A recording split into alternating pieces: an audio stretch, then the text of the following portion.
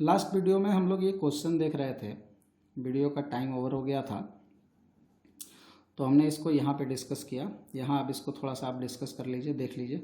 कह रहा है ऐसे क्वेश्चन जेई में आए हुए हैं, ध्यान से थोड़ा समझना। ये इनफाइनाइट तक जाने वाले प्रोबेबिलिटी के क्वेश्चंस हैं।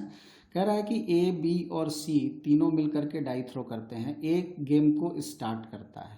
ठीक है, ए गेम को स्टार्ट करता है। ए गेम को स्टार्ट करता है तो बी के जीतने की प्रोबेबिलिटी क्या होगी, और गेम तब तक चलेगा जब तक कोई जीत ना जाए। ठीक, बी गेम कैसे जीत सकता है, ए स्टार्ट करे और जीत जाए तब तो बी नहीं जीत सकता। तो अब बी को जीतने के लिए ए को हारना पड़ेगा। ठीक है, ए ने गेम स्टार्ट किया, वो हार गया, फिर अब किसका नंबर आएगा, बी का नंबर आएगा। बी ने डाई थ्रो किया और मान लो 6 आ गया तो बी जीत गया। या मान लो अगर बी का 6 नहीं आता है तो फिर अब सी का भी 6 नहीं आना चाहिए क्योंकि जीतना है बी को। फिर अब जैसे मान लो, समझो ए ने डाई फेंका, 6 नहीं आया, बी ने फेंका 6 आ गया, बी जीत गया, खेल खत्म। फिर या ये हो सकता था ए फेंका 6 नहीं आया, बी का भी 6 नहीं आया, सी का भी 6 नहीं आया, फिर ए का चांस आ गया, ए का भी 6 नहीं आया, अब फिर बी को चांस मिला और फिर 6 आ जाता तो भी जीत जाता। मतलब जैसे ही 6 आ जाएगा खेल हो जाएगा ख़त्म, और जिसका 6 आएगा वो जीत जाएगा।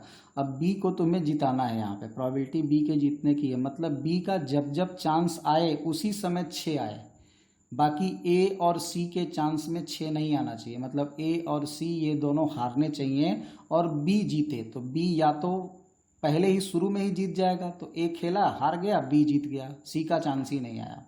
मान लो ए खेला हार गया, बी भी हार गया, तो अब सी भी हारेगा, फिर गेम ए शुरू करेगा, फिर ए हारेगा, तब बी के पास फिर पासा जाएगा, डाई जाएगी और वो जीत सकता है। फिर सी हार गया, फिर ए खेलेगा हारेगा, फिर बी का चांस आएगा तो फिर वो जीतेगा। तो ये कंटिन्यूटी बनी रहेगी। यहाँ पर हारना जीतना जो है इंडिपेंडेंट है। अब ए का 6 आएगा कि नहीं आएगा, बी का 6 आएगा कि नहीं आएगा, ये तो तुमको पता नहीं है। तो ये कंटिन्यूटी इसी तरह से बनी रहेगी। क्या बनेगी कंटिन्यूटी, देखो आगे भी हम एक चीज़ लिख देते हैं। इसके बाद क्या आएगा, यहाँ डैश डैश हटा देते हैं। इसके बाद आएगा प्रोबेबिलिटी ए हारा, बी हारा, सी हारा, ए हारा, बी हारा, सी हारा, फिर ए हारा, फिर बी का चांस आया, वो जीत गया। इस तरीके से ये चलेगा। अब यहाँ पे ए के जीतने और हारने की प्रोबेबिलिटी, बीच में कुछ नहीं साइन लगाए हैं, मतलब इंटरसेक्शन। मान लो दो इवेंट के बीच में अगर कोई साइन नहीं लगा हुआ है तो मान लो इंटरसेक्शन का साइन है। ध्यान रखना, प्रोबेबिलिटी ऑफ, अगर कहीं पर ए बी इस तरह लिख दिया गया, इसका मतलब ये probability of A intersection B लिखा हुआ है। ठीक है, ये चीज़ थोड़ा दिमाग में अपने रखिएगा। यहाँ पे हम इसको इंटरसेक्शन मान के चलते हैं। ए के हारने और बी के जीतने की जो प्रोबेबिलिटीज़ हैं ये इंडिपेंडेंट हैं। इंडिपेंडेंट मतलब एक दूसरे पे डिपेंड नहीं करती हैं। तो यहाँ पर अब हम इन सबको आपस में मल्टीप्लाई करेंगे। प्रोबेबिलिटी ऑफ ए हार गया, ए कब हारेगा, हारता कब है कोई, जब 6 के अलावा कुछ आता है। 6 के अलावा मतलब 1 2 3 4 5 में से कुछ आ जाए, मतलब 5/6। 5/6 प्रोबेबिलिटी है ए के हारने की, और बी के जीतने की प्रोबेबिलिटी 1/6। या मतलब प्लस, ए हार गया, ए के हारने की प्रोबेबिलिटी 5/6, बी के हारने की प्रोबेबिलिटी वो भी 5/6, ये भी 5/6, ये भी 5/6। तो 5/6 का पावर कितना हो जाएगा, 1 2 3 4 4 हो जाएगा, और बी के जीतने की प्रोबेबिलिटी 1/6 प्लस। अब 1 2 3 4 5 6 7, 5/6 कितनी बार आ जाए, 7 बार। ठीक है, और फिर 1/6 प्लस, इस तरह से डैश डैश डैश। इसमें से अगर तुम 5/6 इंटू 1/6 कॉमन ले लोगे तो अंदर यहाँ पे 1 बचेगा, यहाँ पर 5/6 का क्यूब बचेगा, 1/6 तो कॉमन हो गया, यहाँ पर 5/6 का पावर 6 बचेगा, and so on up to कहाँ तक, इन्फिनिटी तक। ठीक है, क्यों, क्योंकि इस गेम में कहाँ पे रुकना है ये कोई फिक्स नहीं है, चलता रहेगा, ये गेम चलता जाएगा। हो सकता है 6 आता ही आई ना कभी, तो इन्फिनिटी तक इसको लेके चले जाएंगे। अब ये दोनों मल्टीप्लाई कर दिया तो कितना हो गया, 5/36। और यहाँ पर ज़रा ध्यान से देखो, ये जीपी बन गया क्या, A R square, A R cube up to infinity. ठीक है, हम जीपी में इन्फिनिटी का फार्मूला क्या जानते हैं, a/1 - r। तो ये 5/36, ए कितना है यहाँ पे 1 है, और 1 माइनस आर का काम कौन कर रहा है, 5/6 का क्यूब, तो यहाँ 5/6 का होल क्यूब। इसी को हम लोग सिंप्लीफाई कर लेंगे कैलकुलेट करके, तो हमारा क्या आ जाएगा, रिजल्ट आ जाएगा। ठीक है। तो ऐसे इनफाइनाइट तक जाने वाले इवेंट्स पे भी जेई में क्वेश्चंस पूछे गए हैं। ऐसे क्वेश्चंस में भी प्रैक्टिस आपको करनी है और कैसे सोचना है यहाँ पे हमने आपको बता दिया। वेज थ्योरम के कुछ क्वेश्चंस हैं, जरा इनको ध्यान से देखो। वेज थ्योरम हमने पहले भी आपको बता रखा है कि काफ़ी इंपॉर्टेंट होता है वेज थ्योरम, और बेस थ्योरम पे जेई के में भी खूब क्वेश्चंस आते हैं, आपके बोर्ड में भी खूब क्वेश्चंस आते हैं। इनमें प्रैक्टिस आपको ढंग से करके रखनी पड़ेगी। तो यहाँ क्वेश्चन देखो क्या कह रहा है कि बेस थ्योरम आप लोग पढ़ रहे हैं, कायदे से पढ़े हुए हैं, पढ़ चुके हैं। उन पे क्वेश्चंस देखो कैसे करना है। अ कंपनी हैज़ 2 प्लांट्स, एक कंपनी में 2 प्लांट हैं जो कि स्कूटर बनाती है। Plant 1 manufacture 70% of the scooter and plant 2 manufacture 30%। Plant 1 70% scooter यानी 100 स्कूटर अगर कंपनी में बनता है तो 70 1 बनाता है और 30 2 बनाता है। प्लांट 1 80% स्कूटर खराब बनाता है। Plant first 80% of the scooter are rated as of standard quality.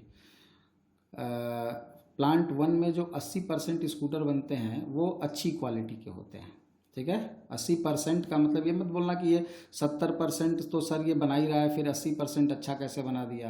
ये ए से बना जो हुआ 80% है, ठीक है, इस प्लांट से बने हुए का 80% है, उससे कंफ्यूज नहीं होना है। और प्लांट 2 जो है अपने जो प्रोडक्ट बनाता है उसमें से 90% स्टैंडर्ड क्वालिटी के स्कूटर बनाता है, बाकी 10% उसकी क्वालिटी डैमेज्ड क्वालिटी है, बहुत अच्छी क्वालिटी नहीं है, जो भी कह सकते हो। A scooter is chosen at random and it was found to be standard quality. What is the probability that it has come from plant 2? ऐसे क्वेश्चंस हमने ऑलरेडी लास्ट क्लासेस में डिस्कस कर रखे हैं कि बेस थ्योरम में होता क्या है कि एक इवेंट हो जाता है और उसके किसी एक पर्टिकुलर इवेंट के साथ होने की प्रोबेबिलिटी पूछी जाती है। ठीक है, तो यहाँ पर सबसे पहले आप चीज़ों को इकट्ठा कर लो, दिया क्या हुआ है, क्या क्या दिया हुआ है। तो यहाँ सोल्यूशन में देखो दिया हुआ है कि प्लांट फर्स्ट जो स्कूटर बनाता है क्या है प्रोबेबिलिटी उसकी 70/100। प्लांट सेकंड जो स्कूटर बनाता है उसकी प्रोबेबिलिटी क्या है 30/100। प्लांट फर्स्ट से अगर स्कूटर बना है तो वो स्टैंडर्ड क्वालिटी का है, इसकी प्रोबेबिलिटी है 80/100। ठीक, प्लांट सेकंड से जो स्कूटर बना है वो स्टैंडर्ड क्वालिटी का है, इसकी प्रोबेबिलिटी क्या है 90/100। जो जो दिया है उसको आप सिंबल कुछ भी ले सकते हो, यहाँ 1 2 को ए भी मान सकते थे। मान लेते कि प्लांट ए का बना हुआ जो स्कूटर है या मैन्युफैक्चर्ड है उसको हम इवेंट ए मान लेते हैं, सेकंड वाले को इवेंट बी मान लेते हैं, स्टैंडर्ड को एस मान लेते हैं। ये सब चीज़ें आप लिख सकते हैं। डायरेक्टली ऑब्जेक्टिव क्वेश्चंस में हम लोग इतना कुछ लिखते नहीं हैं, हिसाब से अपने फर्स्ट सेकंड जो भी सिंबल आपको आसानी से मिल जाए सिंबल सपोज करके लिख सकते हो। यहाँ क्वेश्चन में पूछ क्या रहा है, क्वेश्चन में पूछ ये रहा है कि प्रोबेबिलिटी बतानी है अगर हमको स्टैंडर्ड क्वालिटी का स्कूटर मिल गया तो वो सेकंड कंपनी से बना हुआ है, इसकी प्रोबेबिलिटी क्या होगी।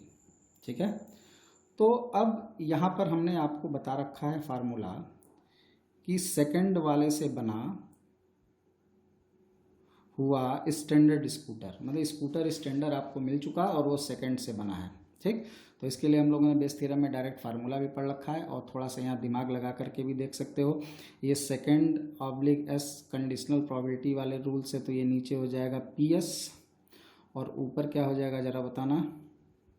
ये PS मतलब समझ रहे हो स्टैंडर्ड स्कूटर आने की प्रोबेबिलिटी, और ऊपर क्या हो जाएगा, ऊपर ये अपॉन है, ये ऑब्लिक है मतलब इंटरसेक्शन होगा, मतलब क्या लिख देंगे P सेकंड इंटरसेक्शन S। ठीक, बेस थ्योरम का डायरेक्ट फार्मूला भी लगा सकते हो, यहाँ पे ध्यान रखना।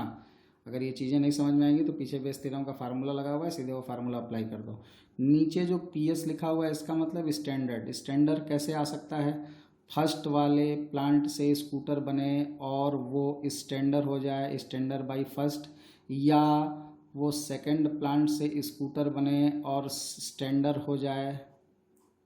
ठीक है, तो नीचे PS हमने आपको बता रखा है कि नीचे टोटल प्रोबेबिलिटी लिखी जाती है बेस थ्योरम में। तो ये टोटल प्रोबेबिलिटी कैसे बना, अब स्टैंडर्ड स्कूटर कैसे आ सकता था। मान लो हमने एक स्कूटर एट रैंडम चुना और वो स्टैंडर्ड है, एक स्कूटर एट रैंडम चुना और वो स्टैंडर्ड है, तो क्या हो सकता है, फर्स्ट वाले प्लांट से बना हो तब स्टैंडर्ड हो या सेकंड वाले प्लांट से बना हो तो स्टैंडर्ड हो। टोटल प्रोबेबिलिटी में हमने बताया था। तो यहाँ PS होगा जो स्टैंडर्ड स्कूटर होने की प्रोबेबिलिटी वो कितनी हो सकती है, वो फर्स्ट के भी स्टैंडर्ड हो सकता है और सेकंड का भी स्टैंडर्ड हो सकता है। तो P फर्स्ट की प्रोबेबिलिटी और फर्स्ट से स्टैंडर्ड होने की प्रोबेबिलिटी या सेकंड की प्रोबेबिलिटी और सेकंड से स्टैंडर्ड होने की प्रोबेबिलिटी, ये टोटल हो जाएगा PS।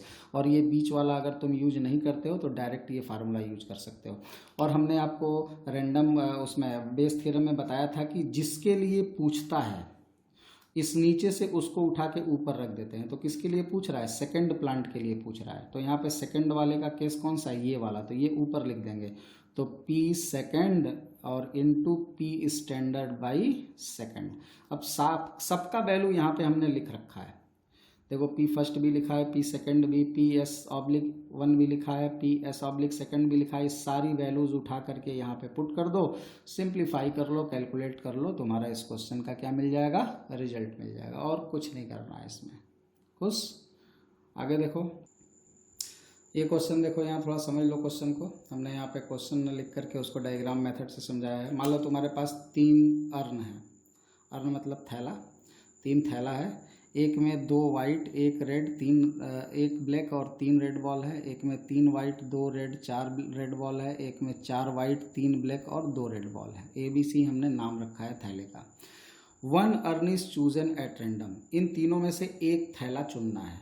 अब थैला चुनने की प्रोबेबिलिटी क्या होगी, 3 थैला है, एक चुनना है, तो एक को चुनने की प्रोबेबिलिटी कितनी होगी, 1/3। और यही PB के भी बराबर होगा। B को चुनने की भी प्रोबेबिलिटी यही होगी और C को भी चुनने की प्रोबेबिलिटी यही होगी। इक्वली लाइकली है। ऐसा तो कुछ स्पेशल किसी में है नहीं कि जो चुनने में तुमको कंडीशन अलग लगानी पड़ेगी। ठीक है, तुम्हारे पास अगर 3 ऑब्जेक्ट है और तुम्हें एक ऑब्जेक्ट चुनना है तो सिंपल सी बात है, सबको चुनने की प्रोबेबिलिटी कितनी है, 1/3 ही होगी। ठीक है, 4 है, इक्वली लाइकली यहाँ पे लाई करेगा। 4 अगर ऑब्जेक्ट है उसमें से एक चुनना है तो चुनने की प्रोबेबिलिटी हो जाएगी 1/4। ठीक है, तो यहाँ पर तुमको चूज करना है तीनों में से एक थैला। तो थैला चुनने की प्रोबेबिलिटी हो गई 1/3। अब क्या करना है, and 2 balls are drawn from that urn. उसमें से 2 बॉल निकालना है। अब जो भी तुम इसमें से चुने उसमें से 2 बॉल निकाल ली।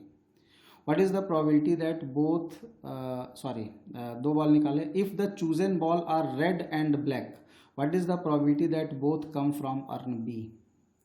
अब कह रहा है कि तुमको इन 3 में से एक अर्न चुनना है।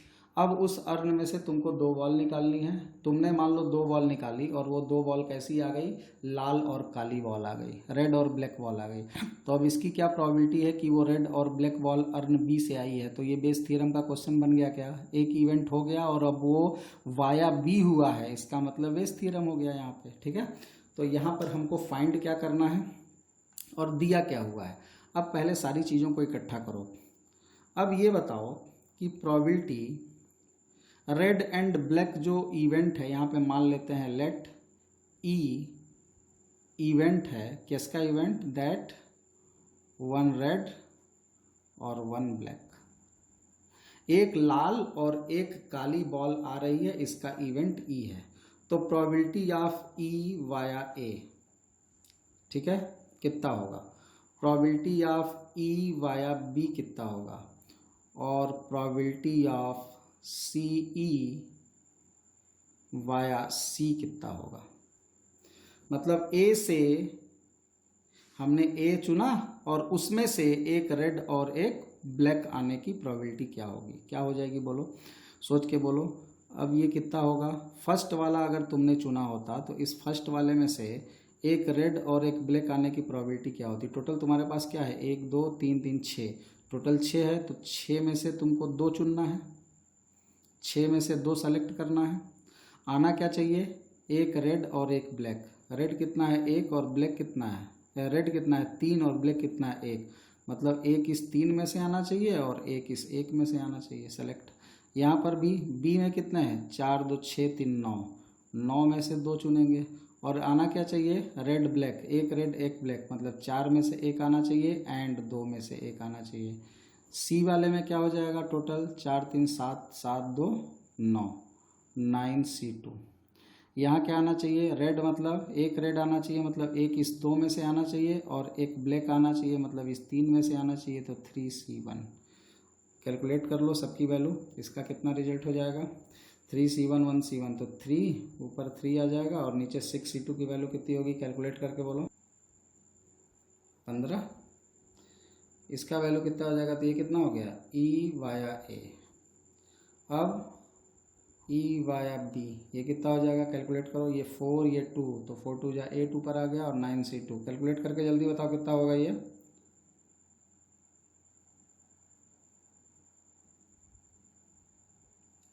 2/9 हो जाएगा। कैलकुलेट आप खुद से करिए जल्दी से। ये नीचे आपका 9C2 तो वही हो जाएगा, ऊपर हो जाएगा 2 और 3 मल्टीप्लाई यानी 6 हो जाएगा, और नीचे 56 और 36, ये कितना हो जाएगा, 1/6। ठीक, कैलकुलेट कर लो। कॉम्बिनेशन परमुटेशन में तो ये सब चीज़ें आपको पता ही है कैसे निकाली जाती हैं। अब यहाँ पर हमें क्या निकालना है क्वेश्चन में, वो देखो। क्वेश्चन में कह रहा है कि अगर रेड और ब्लैक आ गया, रेड और ब्लैक आ गया, हमने क्या माना है, इवेंट ई को क्या माना है, रेड और ब्लैक। तो प्रोबेबिलिटी में दिया क्या हुआ है कि रेड और ब्लैक अगर आ गया, मतलब ये हो चुका, तो अब वो बी से हुआ, इसकी क्या प्रोबेबिलिटी होगी। ठीक है, तो इसके लिए फार्मूला बेस थ्योरम वाला हमने अभी बताया कि या तो डायरेक्ट फार्मूला लगाओ या तो दिमाग लगाओ। तो दिमाग लगाओगे तो क्या लिखोगे, दिमाग लगाओगे तो यहाँ लिखोगे फार्मूला लगा दोगे, probability of E, conditional probability वाला फार्मूला। तो नीचे पी हो जाएगा, और ऊपर क्या हो जाएगा, ऊपर हो जाएगा प्रोबेबिलिटी बी इंटरसेक्शन ई, ये ना फार्मूला होता है कंडीशनल में। अब पी मतलब एक रेड और एक ब्लैक आने की प्रोबेबिलिटी। हमने इस एक्सपेरिमेंट के बाद क्या देखा कि हमको एक रेड और एक ब्लैक बॉल मिली, तो वो कैसे कैसे हो सकता था। पहला वाला अर्न सेलेक्ट हुआ होता और उसमें से एक रेड और एक ब्लैक आया होता, या दूसरा वाला अर्न सेलेक्ट हुआ होता और उसमें से एक रेड और एक ब्लैक आया होता, या तीसरा वाला अर्न सेलेक्ट हुआ होता और उसमें से एक रेड और एक ब्लैक आया होता। तो नीचे ये टोटल प्रोबेबिलिटी हो गई, एक ब्लैक और एक रेड आने की प्रोबेबिलिटी, मतलब तीनों में से किसी के साथ भी ऐसा हो सकता था, तो सबको कंबाइन कर देंगे तो पी आएगा। अब ऊपर क्या लिखा जाएगा, हमने बोला था कि जिसके लिए क्वेश्चन पूछता है, तो यहाँ बी के लिए पूछ रहा है, तो बी वाला पोर्शन उठा के ऊपर रख दिया जाता है। तो ये हो जाएगा P B into P, 1 red 1 black oblique through V. अब सबकी वैल्यू अपने पास है, इसमें से उठा के इस फार्मूले में वैल्यू सब्स्टिट्यूट कर लो, कैलकुलेट कर लो, रिजल्ट आ जाएगा। ये क्वेश्चन देखो, इस तरीके के भी ढेर सारे क्वेश्चंस जेईई में पूछे गए हैं। क्वेश्चन को थोड़ा समझो ध्यान से पढ़ करके।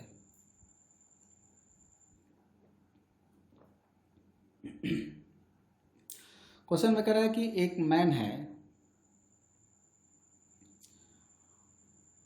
Known to speak truth 3 out of 4 times. 4 बातें बोलता है, उसमें से 3 बार सही बोलता है, 1 बार गलत बोलता है। तो उस आदमी के सही बोलने की प्रोबेबिलिटी क्या हो गई, 3/4। टोटल 4 केसेस हैं, 3 बार वो सही बोलता है, तो 3/4 उसके सही बोलने की प्रोबेबिलिटी हो गई। उसके झूठ बोलने की प्रोबेबिलिटी क्या हो गई, टी के ऊपर बार लगा दो, 1 - 3/4 यानी 1/4। ही थ्रो अ डाई, वो एक डाई फेंकता है, डाई फेंकता है, हमें कुछ नहीं पता कि क्या आ रहा है। डाई उसने खुद अपने फेंका और आ करके हमसे ये बोला कि यार मेरे डाई पे 6 आया था। उसने हमको ये रिपोर्ट दे दी कि 6 आया था। Find the probability that it is actual 6 आ चुका, तो वो एक्चुअल एक 6 था, इसकी क्या प्रोबेबिलिटी होगी। अब इस क्वेश्चन को वेस थ्योरम से कैसे कंबाइन करेंगे, थोड़ा सा सोचो। क्वेश्चन को ऐसे सोचो, 6 आ गया और उसने आकर के ये बोला, उसने आकर के हमसे बोला कि 6 आया, तो इसकी क्या प्रोबेबिलिटी है कि वो सच बोल रहा है। वास्तव में एक 6 था, इसका मतलब वो सच बोल रहा है। बात को समझो ज़रा ध्यान से। उसने डाई थ्रो किया, 6 आ गया, ये हमको नहीं पता क्या आया, ठीक है। उसने आकर के हमको बताया कि यार मेरे डाई पर 6 आया है। हमें इसकी प्रोबेबिलिटी निकालनी है कि वो सच बोल रहा है। इट इज़ एक्चुअल 6 का मतलब क्या, कि वास्तव में वो 6 ही आया था, इसका मतलब वो आकर के सच बोला। तो हमें यहाँ पे प्रोबेबिलिटी किसकी निकालनी है, अगर उसने हमसे बोला कि 6 आया है तो सच में 6 आया था, ठीक है। तो अब हमसे इस क्वेश्चन में अगर ये पूछा जाए, यहाँ पर कुछ इवेंट अब हम लोग सपोज करते हैं, हम लोग यहाँ पे एक इवेंट ई मान लेते हैं, इवेंट यहाँ पर लिख लेते हैं ई, हम मान लेते हैं ई, क्या मान लेते हैं, इवेंट ऑफ गेटिंग 6, और एक इवेंट एफ मान लेते हैं, इवेंट नॉट गेटिंग अ 6। एक इवेंट ए मान लेते हैं, क्या मान लेते हैं। अब इस क्वेश्चन में क्या करा है, report that it is a 6, उसने आके रिपोर्ट दिया कि 6 है, तो ए इवेंट क्या मान लेते हैं, रिपोर्ट का, report that it is a 6। जैसे हमारे पास जब क्वेश्चन होता था तो उस क्वेश्चन में डिफेक्टिव आ गया, तो यहाँ पर क्या आ गया, यहाँ पे उसने रिपोर्ट किया कि 6 आया, 6 आया नहीं है, हमको नहीं पता 6 आया कि नहीं आया, उसने रिपोर्ट किया, तो उसके रिपोर्ट करने की जो इवेंट है उसको हमने ए माना, ठीक है। उसके रिपोर्ट करने की जो 6 आया, उसने रिपोर्ट किया कि 6 आया है, उस इवेंट को हमने ए माना है, ठीक है। अब यहाँ पर प्रोबेबिलिटी ऑफ ई क्या होगी, मतलब 6 आने की प्रोबेबिलिटी 1/6, एफ मतलब 6 ना आने की प्रोबेबिलिटी क्या होगी 5/6। अब उसने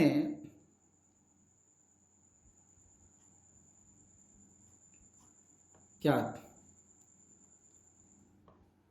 ये क्या लिखा हुआ है, probability that he report that it is a 6 given that actual 6, ई मतलब 6, ई किसको माने हैं 6 को, तो ए बाई ई का मतलब क्या हो गया, ए गिवन ई मतलब ए या नहीं, उसने रिपोर्ट किया कि 6 आया और वास्तव में 6 ही आया था, गिवन दैट एक्चुअल 6, ठीक है। ये कितना हो जाएगा, दिमाग लगा के बोलो जरा, ये कितना होना चाहिए, उसने आकर के रिपोर्ट किया कि 6 आया है और वास्तव में 6 ही आया था, इसका क्या मतलब हुआ, इसका मतलब हुआ कि वो सही बोल रहा है, ठीक है। That means he speak true, यानी ये जो प्रोबेबिलिटी होगी वो किसकी प्रोबेबिलिटी होगी, उसके सच बोलने की प्रोबेबिलिटी के बराबर होगी। तो ये कितना हो जाएगा, उसके सच बोलने की प्रोबेबिलिटी 3/4। प्रोबेबिलिटी उसने रिपोर्ट किया कि 6 आया है और वास्तव में 6 आया नहीं है, इसका मतलब, इसका क्या मतलब हुआ, उसने रिपोर्ट किया, प्रोबेबिलिटी की उसने रिपोर्ट किया 6 आया है और गिवन दैट वो 6 नहीं है, इसका मतलब वो झूठ बोल रहा है। ये किसकी प्रोबेबिलिटी हो जाएगी, probability that he speaks a lie, झूठ बोल रहा है। कितना हो जाएगा झूठ बोलने का प्रोबेबिलिटी 1/4।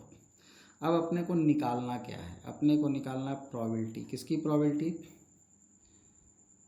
इट इज़ एक्चुअल 6, वास्तव में 6 है मतलब ई, और उसने रिपोर्ट किया कि वो 6 है, ये निकालना है। आ चुका है, गिवन है कि उसने रिपोर्ट कर दिया कि 6 आया और 6 ही आया, उसकी प्रोबेबिलिटी हमको निकालनी है, तो यही होगा। इसका क्या फार्मूला लगेगा ज़रा बताना, बेस थ्योरम से भी लगा सकते हो और उससे भी शॉर्ट से डायरेक्ट बेस थ्योरम लगा देते हैं, क्या हो जाएगा, P A given E plus P A given F. E के लिए क्वेश्चन पूछ रहा है तो ई को ऊपर भी लिख देंगे, तो क्या हो जाएगा पी ए गिवन ई, सबकी वैल्यू हमको पता है, यहाँ भर देंगे तो क्या आ जाएगा, रिजल्ट आ जाएगा। सिंप्लीफाई कर लो इसको। यहाँ एक क्वेश्चन पढ़ के देखो, थोड़ा सा इसमें आपको काम करना पड़ेगा, मेहनत करना पड़ेगा।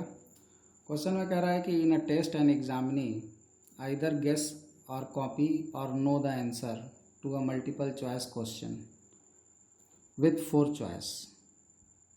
पीजी दिया हुआ है, हमने यहाँ पे पीजी क्वेश्चन में लिख दिया है, गेस करता है उसकी प्रोबेबिलिटी। मान लो एक टेस्ट में मान लो एक क्वेश्चन है या जो भी है उसको सॉल्व करना है और वो गेस करके तुक्का लगाता है, ABCD ऑप्शन है उसमें तुक्का लगाता है। तुक्का लगाने की प्रोबेबिलिटी 1/3 है। कॉपी, बगल वाले की कॉपी से नकल कर लिया, कॉपी करने का मतलब बगल वाले से देख लिया, बगल वाले से नकल कर लिया, उसकी प्रोबेबिलिटी 1/6 है। और वो क्वेश्चन जान रहा है, आंसर जान रहा है, नो द आंसर, उसमें दिया नहीं हुआ है। खैर उसको अभी हम लोग निकाल लेंगे, उसके लिए थोड़ा सा दिमाग लगाना पड़ेगा। The probability that his answer is correct given that he copied it is 1/8। उसका आंसर सही है गिवन दैट ही कॉपी। अब यहाँ पर थोड़ा सा क्वेश्चन को हम लोग पहले से हम बोलते आ रहे हैं कि जो भी प्रोबेबिलिटी के क्वेश्चन होंगे उसको सिंबल में कन्वर्ट कर लेंगे तो थोड़ा आसान हो जाएगा। हम यहाँ पे जी क्या मान लेते हैं, इवेंट ऑफ गेस। सी मान लेते हैं इवेंट ऑफ कॉपी। और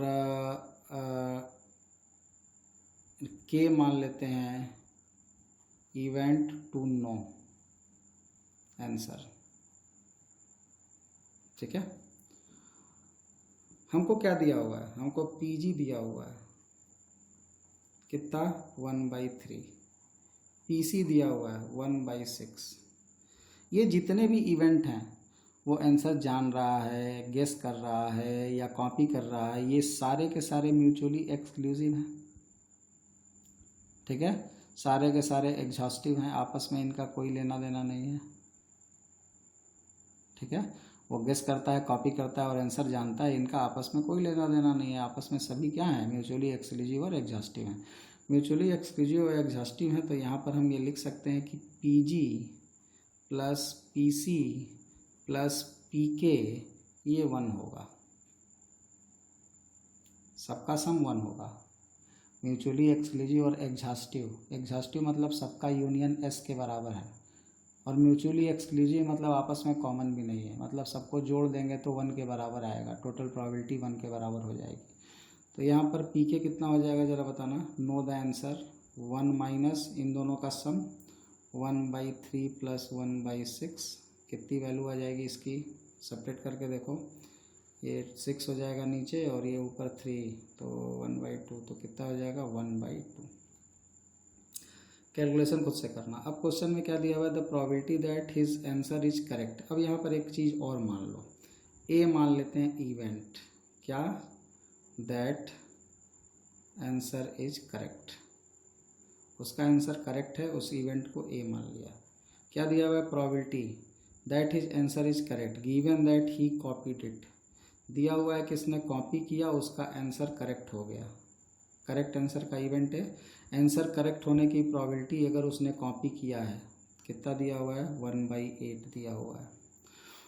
find the probability that he know the answer to the question given that he correctly answered it. क्या निकालना है हमको, प्रोबेबिलिटी निकालनी है किसकी, क्या गिवन है, given that correctly answer, answer उसका करेक्ट है, और किसकी प्रोबेबिलिटी निकालनी है, वो आंसर जान रहा था मतलब के की। ये हमको फाइंड करना है इस क्वेश्चन में। ठीक है, तो पूरे क्वेश्चन को हमने सिंबल में कन्वर्ट कर लिया इवेंट सपोज कर करके। अब ये जो इन्फॉर्मेशन दी हुई है उसके हिसाब से हमें क्या निकालना है, एक चीज़ हो चुकी और दूसरे के होने की प्रोबेबिलिटी फाइंड करने को बोल रहा है, यानी कि बेस थ्योरम अप्लाई होगा यहाँ पर भी। अब बेस थ्योरम किस तरीके से अप्लाई करेंगे वो ज़रा देखो, इसकी वैल्यू निकालनी है। इसकी वैल्यू निकालनी है तो इसका क्या फार्मूला लग जाएगा, probability of K given A is equal to, जल्दी बोलो, नीचे क्या होगा, नीचे पी ए होगा। पी ए मतलब event that answer is correct. अब उसका आंसर कैसे कैसे करेक्ट हो सकता है, आंसर कैसे करेक्ट हो सकता है, उसने गेस किया तब उसका आंसर करेक्ट हो गया, या उसने कॉपी किया तब उसका आंसर करेक्ट हो गया, या वो जानता था तब उसका आंसर करेक्ट हो गया। और प्रोबेबिलिटी निकालनी है जानने की, तो इसको ऊपर लिख देंगे, प्रोबेबिलिटी ऑफ के और प्रोबेबिलिटी ए बाई ये सॉरी के होगा यहाँ पे के। अब सबकी वैल्यू कैसे भरेंगे ज़रा देखो, दिमाग लगाओ यहाँ थोड़ा सा। पी के क्या होगा, पी के हमने निकाला 1/2। ये क्या होगा, ये क्वेश्चन में दिया नहीं हुआ है, ये तो दिया है ए गिवन सी, ए गिवन सी के जगह तो वैल्यू भर लेंगे, ठीक है। इसके जगह क्या भरेंगे बोलो। वो आंसर जानता था और उसका आंसर करेक्ट हुआ, इसकी प्रोबेबिलिटी क्या होगी, जल्दी बोलो, सोचो जरा, दिमाग लगाओ। वो आंसर जानता था, हम तो सीधे लिख देंगे अभी, तुम थोड़ा दिमाग लगाओ, जानबूझ के इसमें टाइम दे रहे हैं कि थोड़ा सा आप इसमें दिमाग लगाइए, सोचिए।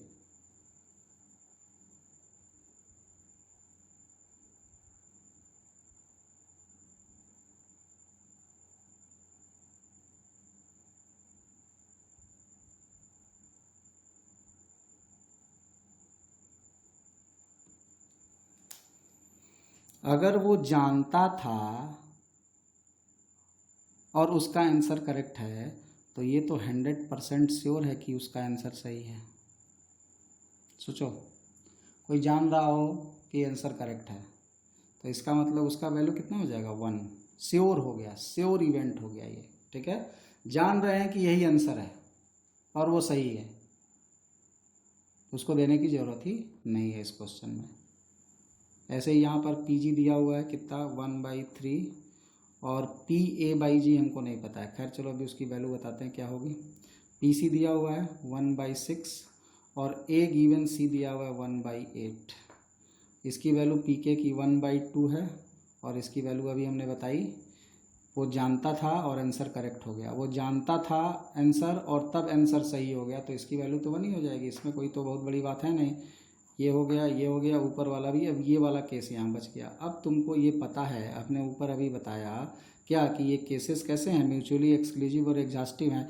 म्यूचुअली एक्सक्लूसिव एग्जॉस्टिव होने का मतलब क्या हो गया कि P A given C plus P A given G plus P A given K, ये टोटल जोड़ के किसके बराबर आएगा, 1 के इक्वल आएगा।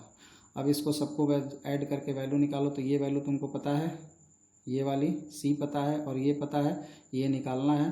तो पी ए गिवन जी किसके बराबर जाएगा, 1 माइनस इन दोनों का सम। इन दोनों का सम कितना है, इसकी वैल्यू कितनी है 1 और इसकी वैल्यू कितनी है, तो 1 और 1 तो कैंसिल हो गया। पी ए गिवन के 1, तो यहाँ पर 1 मिनट, यहाँ पे ये करने की ज़रूरत नहीं है, सॉरी, ये तो यहाँ म्यूचुअली एक्सक्लूसिव एग्जॉस्टिव ऊपर वेल के लेके हो गया। यहाँ सीधे देखो, उसने गेस किया, उसका आंसर सही हो गया। गेस किया मतलब तुम्हारे पास 4 चॉइस, इसीलिए क्वेश्चन में दिया हुआ है कि इस क्वेश्चन में 4 चॉइस हैं। वो गेस कर रहा है, गेस कर रहा है मतलब वो ए बी सी डी चारों में से किसी पे भी टिक